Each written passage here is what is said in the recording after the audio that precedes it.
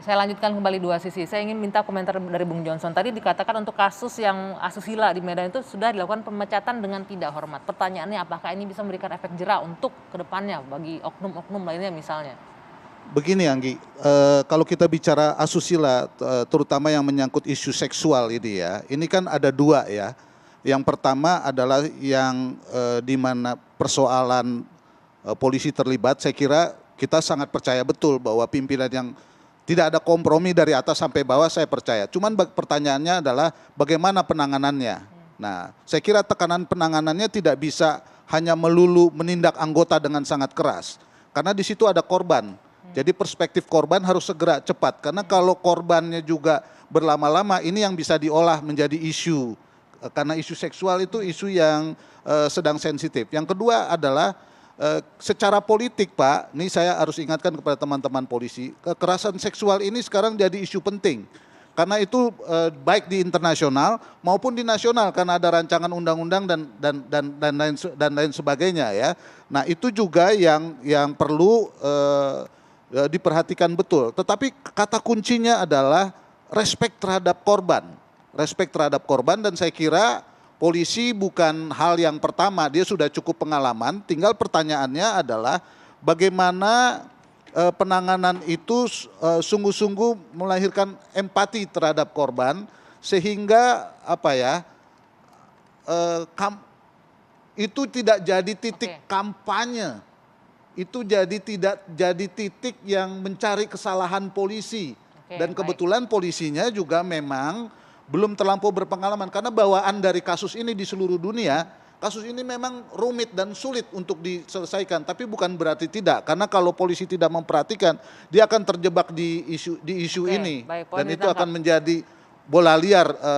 Jangan sampai begini Pak, gara-gara isu ini tidak kita pahami betul, kita jadi perang tagar.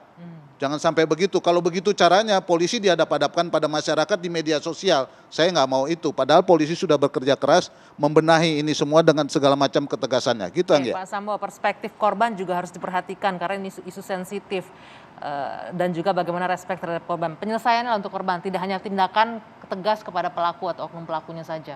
Ya, dalam proses penyidikan Polri sudah bekerja sama dengan stakeholder terkait, ada P2, TP2A, bagaimana rehabilitasi terhadap korban.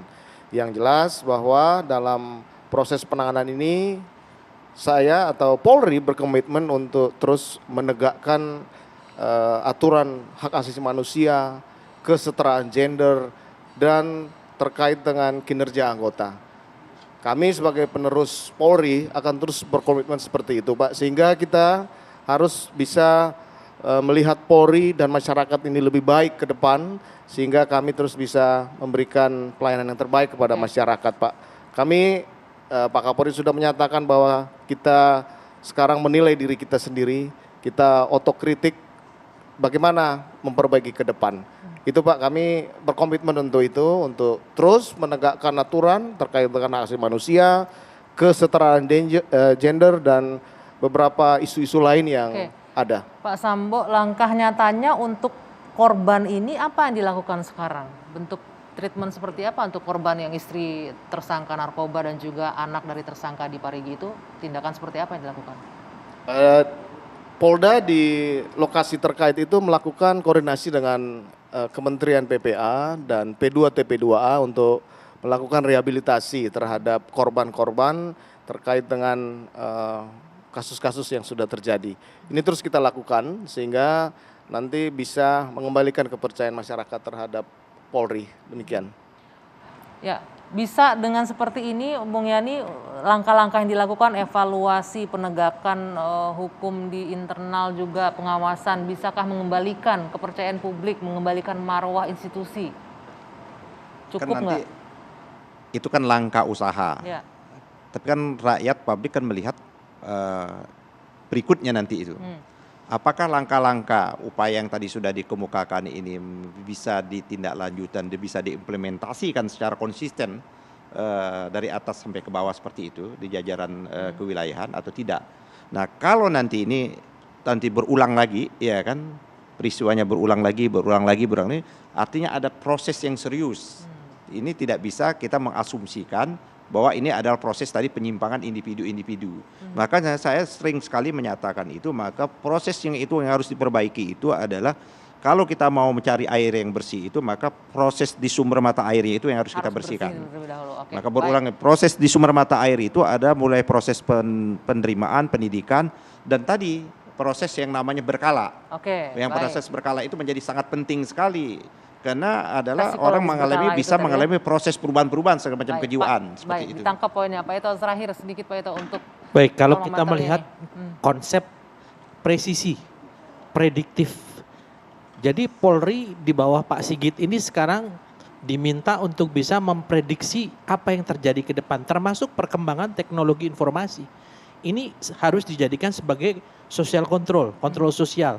Sehingga dan Polri pun harus tidak boleh anti kritik, ya, harus Oke. bisa menerima. Kemudian responsibilitas dalam melaksanakan tugasnya harus berdasarkan SOP, ya. Meskipun tentunya harus di sini unsur pengawasan sangat penting. Dan yang ketiga tadi yang disampaikan Bang Johnson, itu adalah transparansi yang berkeadilan. Berkeadilan terhadap siapa? Terhadap korban dan lain sebagainya. Nah sekarang saya sebagai mantan Kabar Eskrim, tentunya semua ini kan berjalan dalam proses penanganan perkara. Ya. Jadi yang katakan tadi kasus-kasus Pak Yani, ke depan ujung daripada penanganan satu kasus inilah pengadilan. Kalau kasus ini lepas dari polisi, diterima oleh JPU, maka tidak bisa disalahkan kepada polisi. Karena JPU juga tanggung jawab kok bisa Ya. nerima, apalagi sampai ke pengadilan.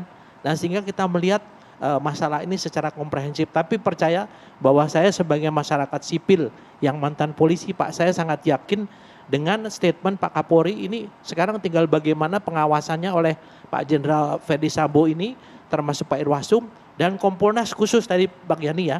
Kompolnas kebetulan sekretaris Kompolnas itu teman saya, Pak Beni Mamoto, dan saya selalu diskusi sebagai Ketua Umum ISPI. Oke. Itu ribuan yang sudah diterima. Jadi saya kira kita tidak bisa mengatakan Kompolnas ini tidak berjalan. Baik. Lebih baik lagi kalau misalnya kita mengundang supaya Kompolnas juga bisa Ini menyelesaikan. temannya Kompolnas mengklarifikasi. Jadi supaya Pak bisa Ito. menyampaikan Ya. demikian, Bang. Terima kasih. Terima kasih Pak Ito. Yang pasti kita berharap apa yang kasus yang terjadi belakangan ini yang memang sudah dianggap mencoreng dalam tanda kutip institusi Polri bisa menjadi titik balik ke depannya dengan apa yang disampaikan oleh Pak Sambo bahwa Kapolri sudah tegas meminta ada penindakan dengan tegas bagi mereka oknum yang melakukan pelanggaran. Baik, kita berharap yang terbaik juga untuk Polri sehingga kembali kepada hitohnya menjadi pelindung dan pengayom masyarakat. Saya Dwi Anggia, saya akhiri dua sisi malam hari ini. Terima kasih Pak Irjen Pol Ferdi Sambo, Komjen Pol Purnawirawan Ito Sumardi, terima kasih. Bung Ahmad Yani, Bung Johnson Panjaitan, terima kasih. Selamat malam. Kita jumpa lagi pekan depan di dua sisi. Sampai jumpa.